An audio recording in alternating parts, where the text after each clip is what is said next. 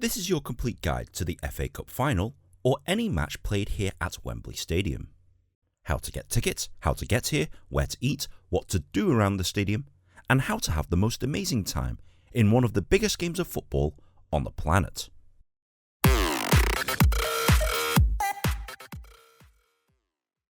The Football Association Cup Final. More commonly known as the FA Cup, it's the first and oldest football club competition in the world. Every year, over 700 teams play each other in this knockout tournament, until there are only 2 teams left. These two contest the final here at Wembley Stadium in London, the home of English football. It's one of the hottest tickets of the year. To us, this is our Super Bowl, and most football fans spend their entire lives having never been to a final. This year is the 142nd running of the competition, and the 2 teams competing this year are current Premier League champions Manchester City and my favourite football club, Manchester United.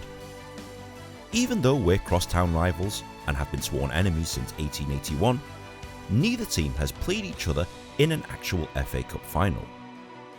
This is the first time in 142 years that we'll duke it out for the cup. Okay, so you're going to need some tickets. As mentioned before, this is the hottest ticket in town, and they're very hard to get. A certain number of tickets, roughly 35,000 of them, are issued to both teams. Most of the time, you'll need to be a member, or at least have had a previous purchasing history with that team in order to secure reasonably priced tickets. The booking procedure is the same as usual for that particular club. Prices range from £30 to £250 for standard seats. Some of the bigger clubs, like at Manchester United and Manchester City, require you to be at least a season ticket holder and have made purchases to all the cup games before being eligible to buy tickets. They may also operate a ballot system where all ticket applications are picked at random, and it's potluck if you get a ticket or not. But if you're not affiliated with either team, the only real way of getting tickets as a neutral fan is by going on the Wembley website and buying a corporate hospitality ticket. This includes food, drink and entertainment options, but they're not exactly cheap, and you'll definitely be paying through your nose. Prices range from £250 to several £1,000s. Even with that, you're still better off doing that than buying tickets from a third-party website. I absolutely guarantee that they'll inflate the prices to eye-watering amounts, and there's no guarantee that the ticket you receive is real, so please avoid these sites at all costs. So you've managed to secure tickets, now you need to actually get here. Wembley Stadium is located northwest of central London, and most people make an entire weekend out of it. They book a hotel in London and simply use the underground system, aka the Tube, to get in and out of Wembley Stadium. The nearest tube station is Wembley Park on the Jubilee and Metropolitan lines. This is located to the north of the stadium, but alternatively use Wembley Central. If you're arriving from a different part of the country and you want to use actual trains, the nearest train stations are Wembley Stadium and Wembley Central, and these are located southwest of the stadium. On this particular day, the trains were on strike, aka not running, so it's forced every Manchester resident to drive here. And if you are driving here, they have on-site car parks, but you need to book and pay for that way in advance, as spaces are limited. Sadly, there's not much in the way of on-street parking anywhere near the stadium. And given that the traffic is terrible around here anyway, a lot of people, myself included, park outside central London altogether and just get some form of public transport into Wembley. Right, you're here, but what's there to do? If you want to eat, drink or shop, there's plenty of options here around Wembley Stadium. The first thing that you'll notice is that it's incredibly well signposted, with plenty of helpful maps and signs telling you where you are and where to go, so you'll never get lost anywhere around here. Most of the time, they have fan zones for each team. You'll need to show a match ticket in order to get in, and they usually have plenty of places to buy a pint, get food, buy commemorative merchandise, and listen to some banging tunes from a DJ. This is a pretty cool part of the FA Cup. It's very similar to what the Americans call tailgating. You get to mingle and talk to other fans, and especially on a nice day like today, it's pretty good for building up atmosphere. The pubs around Wembley Stadium are usually designated to specific teams, and they'll make it obvious which supporters are welcome. Damn, this is a City bar today. I love that place. North of the stadium, you've got a few takeaways, iconic pubs such as the Crock of Gold and the Torch, and you'll find a giant supermarket. So whether you want to drink in a pub or just get some cheap beers from the local Asda supermarket, you can do it here.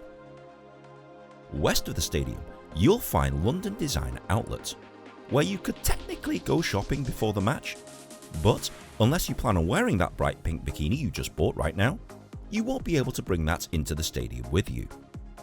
More on that later.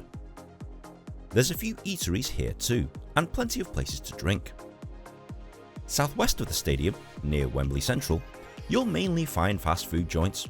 I recommend Aunt Jenny's here if you like Caribbean food. And to the east, well, there's nothing. It's mainly a construction site except for a Costco, just in case you want to get a hot dog and a drink for £1.50. Have a walk around the stadium, but you'll find that most of it is guarded by police, and they'll try and funnel you in directions that you don't necessarily want to go, so bear that in mind. Now that you've killed off some time, it's time to go inside.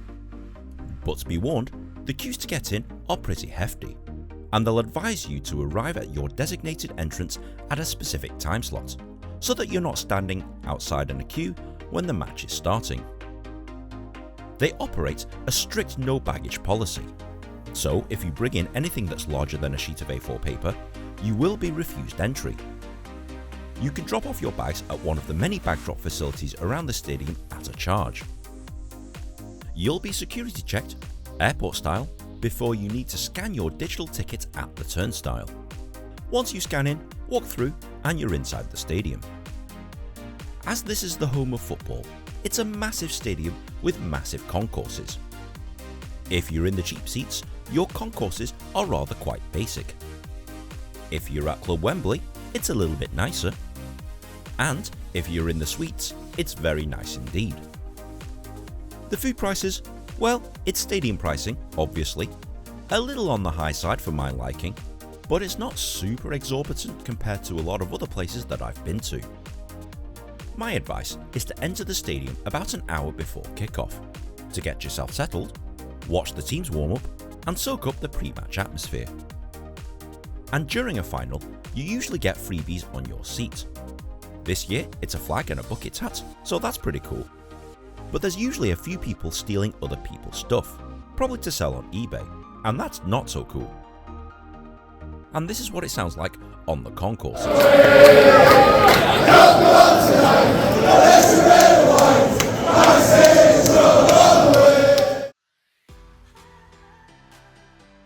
Once the anthem has finished playing, and yes Liverpool fans, we Manchester folk do sing the anthem, you know it's about to get feisty. My very reasonably priced seat for just £30, thank you Manchester United, it's right above the TV screen. If you get it for some stupidly low price, you know that it's probably going to be a restricted view seat. And these railings in front of me hinders my view. But honestly, I'm in the front row, I'm pretty happy with this. As the match starts, the chanting revs up to ear-splitting decibels, and hang on a minute, have they just scored? Ilkay Gundogan! Bloody hell, that was about 14 seconds into the game. 1-0 City already. United weren't favourites to win this game anyway, and they're even more of a long shot now. The signs are ominous. It's pretty obvious that City are in complete control, and any attacks that United try seem to peter out to nothing. As you can tell from the unimpressed look on my face, United aren't really playing all that well.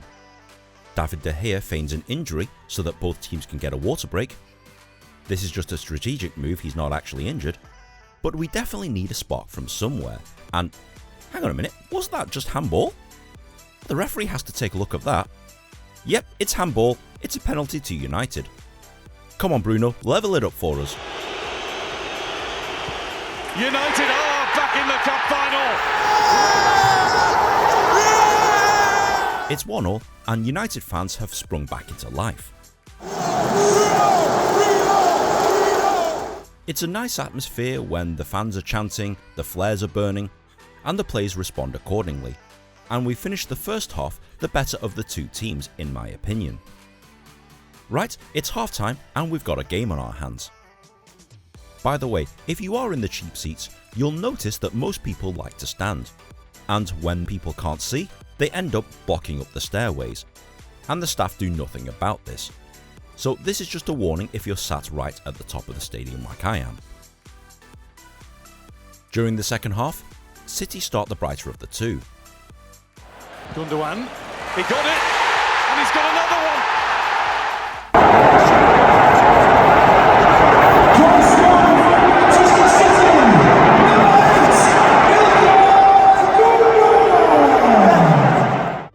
And just like that, it's 2-1 City.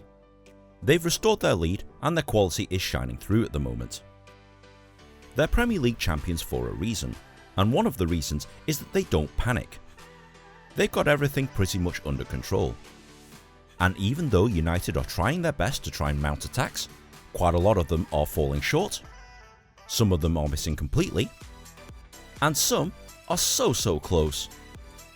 It's almost game over, there's 4 minutes of added time left, and United need to mount one last attack. The bar and then over the bar! Corner Manchester United! And that's a shame. Our fans know what's coming next, so they head to the exit early. Some stay in defiant chanting, but most of them are headed towards the exit. And that's your lot, ladies and gentlemen. Manchester City win the FA Cup. If you stick around, watch the tradition of the winning team hoisting up the trophy. But as a fan of the losing team, we make our own tradition by running away from the stadium as fast as possible. When you leave Wembley Stadium, it's incredibly disorientating, so please remember the way you came and walk that way back. It saves you from getting lost in the crowd. And if you're taking forms of public transport, it'll be busy and you'll be packed in like sardines. Fair warning. But overall guys, win or lose, you'll have a fantastic time here at the FA Cup final, or any other football match or final being hosted here at Wembley Stadium. Okay Nin, I'm sold. What do I need to do? Well, you need to come here to Wembley Stadium. I've mentioned all the ways that you can obtain tickets, and once again please stay away from ticket touts and third-party websites, because they'll just rip you off. I've also mentioned all the ways to get here, but please understand that no way is absolutely perfect, and it'll be busy and packed whichever method you choose. If you're looking for a place to stay, either stay in central London and make a trip of it, or there are hotels located around the stadium itself. But for FA Cup Finals weekend, it's not cheap. The cost? Well, the ticket might be the cheapest thing you actually buy. If you include food, drinks, transport and hotel stays, it quickly adds up, so please budget accordingly. Is there anything else I need to know? Yes. There's a public space protection order enforced around Wembley Stadium. So drinking on the street, urinating in public, lighting up flares or anything like that will lead to fines and arrest. This is enforced strictly by police. If you want to chant it, that's on you, but you have been warned. I've mentioned the bag policy before, but people always forget. So try not to bring a bag with you at all where possible. Try and get here early to beat the traffic, and if you don't want to be caught up in the crowds, try and leave the stadium as late as possible if time allows. Be sure to take your sweet time, have a meal and a drink somewhere around the stadium, and just take it easy. Most likely, all the bad traffic will have gone by the time you set off from Wembley.